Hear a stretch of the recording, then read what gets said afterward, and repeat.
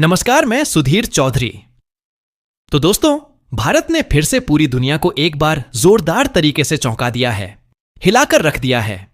क्योंकि आज जब पूरी दुनिया तेजी से डिजिटल करेंसी और क्रिप्टो करेंसी की ओर बढ़ रही है, उसी दौड़ में शामिल हो रही है, तो भारत ने भी अपना बड़ा और ऐतिहासिक कदम उठाया है। एक नया अध्याय शुरू किया है। दरअसल सरकार ने आरबीआई की गारंटी वाली भरोसेमंद डिजिटल करेंसी लाने की घोषणा की थी। यानी अब भारत का अपना स्वदेशी डिजिटल रुपया आने वाला है, जो पूरी तरह से भारतीय होगा। ऐसा आरबीआई ने गर्व से ऐलान किया था।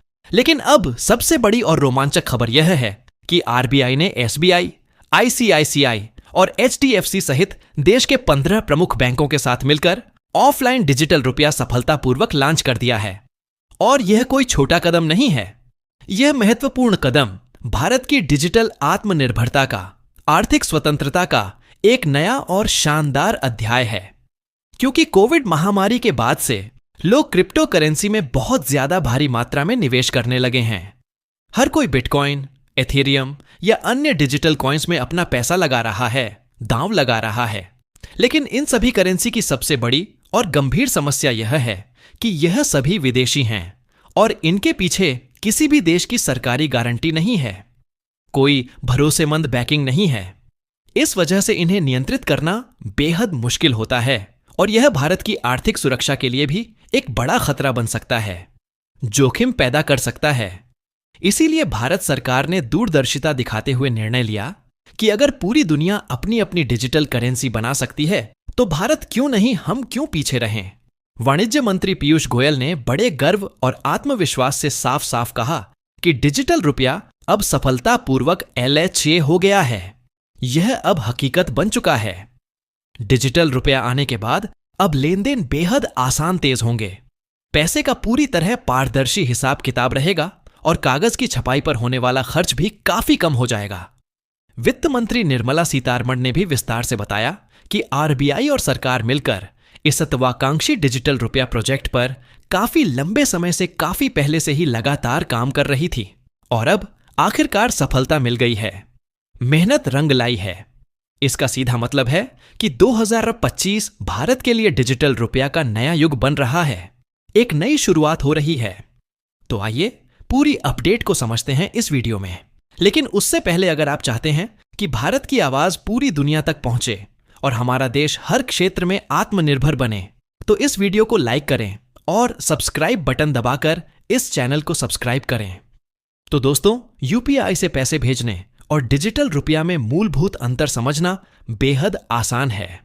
उदाहरण के लिए मान लीजिए, अगर आपको किसी को एक RSS 100 भेजना है, यानी ट्रांसफर करना है, तो यूपीआई में पैसा पहले आपके बैंक अकाउंट से निकलता है, फिर सामने वाले के बैंक अकाउंट में जाता है।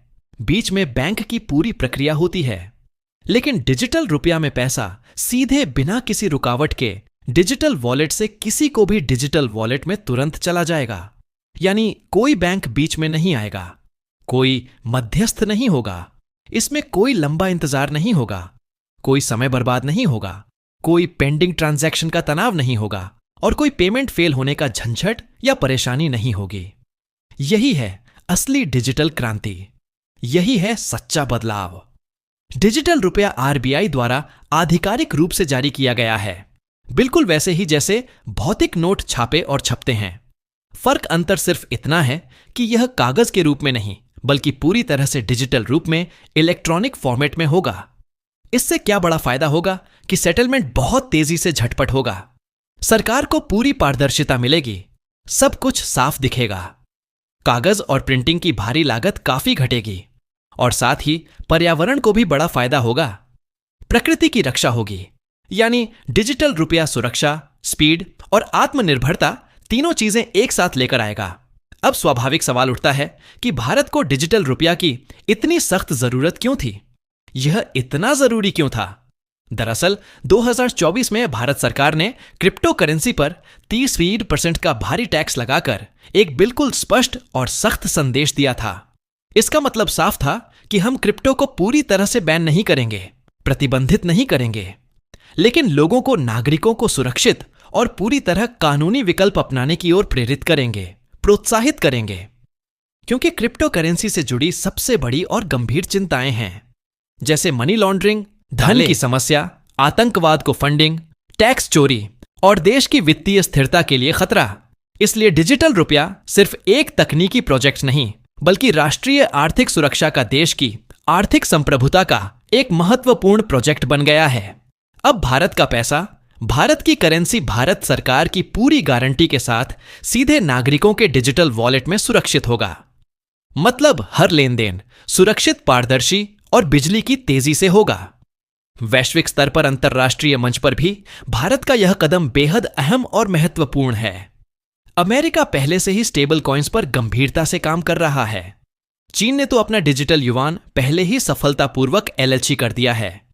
अब भारत भी अपने डिजिटल रुपए के साथ इस विशाल ग्लोबल डिजिटल इकोनॉमी में अपनी मजबूत जगह बना रहा है, अपना दबदबा कायम कर रहा है। और यह सिर्फ एक वित्तीय कदम नहीं, बल्कि भारत की डिजिटल आत्मनिर्भरता का, आर्थिक स्वतंत्रता का गर्व भरा ऐलान है। डिजिटल रुपए आने से न सिर्फ तकनीक और पेमेंट सिस्टम में बड़ा सुधार होगा, बल्कि हमारे पर्यावरण को भी भारी फायदा होगा। कागज के नोटों की छपाई और ट्रांसपोर्टेशन की भारी लागत काफी घटेगी, बचत होगी। मतलब डिजिटल रुपया सुरक्षा, स्पीड और आत्मनिर्भरता तीनों महत्वपूर्ण चीजें एक साथ लेकर आएगा। अब अगर हम बात करें भारत की आर्थिक ताकत की, तो यह सिर्फ डिजिटल रुपए तक ही सीमित नहीं है। इससे कहीं आगे भारत का सोने में भी बहुत बड़ा, बहुत महत्वपूर्ण योगदान है। कहते हैं ना कि भारत में सोना सिर्फ निवेश नहीं, बल्कि विश्वास और सदियों पुरानी विरासत है, परंपरा है। मॉर्गन स्टैनली की विस्तृत रिपोर्ट के अनुसार भारतीय परिवारों के घरों में करीब 34,600 टन विशाल मात्रा में सोना सुरक्षित रखा हुआ है। इसका वर्तमान बाजार मूल्य लगभग $3,750 बिलियन है, जो एक विशाल रकम है। जरा सोचिए, घरों में रखा यह सोना भारत की पूरी जीडीपी के 68% के बराबर है। यह कोई छोटी बात नहीं। इतना ही नहीं, आरबीआई के सुरक्षित तिजोरियों में 880 टन सोना मौजूद है, जो देश के कुल फॉरेक्स रिजर्व का 14% बनाता है। अगर घरों में रखे सोने को भी जोड़ दें, तो भारत आसानी से दुनिया का सबसे बड़ा गोल्ड होल्डर बन सकता है, नंबर 1 पर आ सकता है। यही ताकत, यही संपत्ति भारत की आर्थिक सुरक्षा और वैश्विक सम्मान को लगातार बढ़ाती है।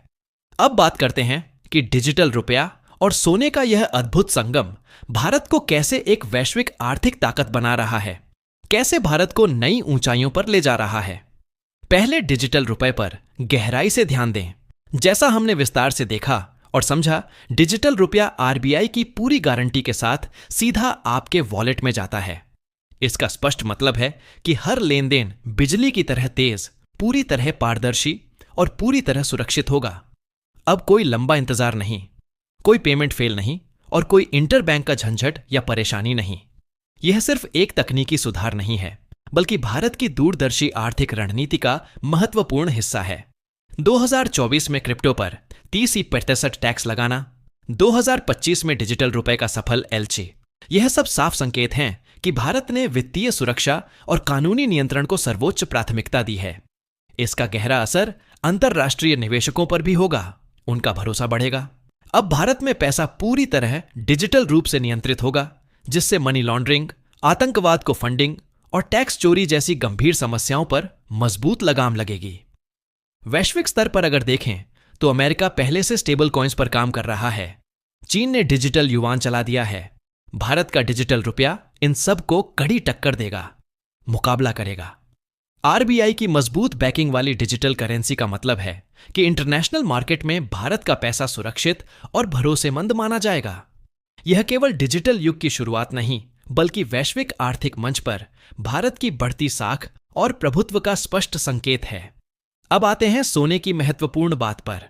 भारत का घरों में रखा सोना सिर्फ निवेश नहीं, यह हमारी संस्कृति, हमारी परंपरा और हमारी आर्थिक शक्ति का जीवंत प्रतीक है। मॉर्गन स्टैनली की रिपोर्ट के अनुसार भारत के पास लगभग 34,600 टन सोना है, जिसकी वर्तमान कीमत 37,34 बिलियन डॉलर है। यही नहीं, आरबीआई के पास 816 टन सोना सुरक्षित है, जो देश के कुल फॉरेक्स रिजर्व का 14% बनाता है। सोने की यह विशाल शक्ति भारत को वैश्विक स्तर पर एक प्रमुख आर्थिक खिलाड़ी, एक ताकतवर देश बनाती है। उदाहरण के लिए, जून 2025 तक भारत चीन के ठीक बाद दुनिया का दूसरा सबसे बड़ा गोल्ड बायर बन चुका है। इसका सीधा मतलब है कि जब अंतरराष्ट्रीय सोने की कीमतें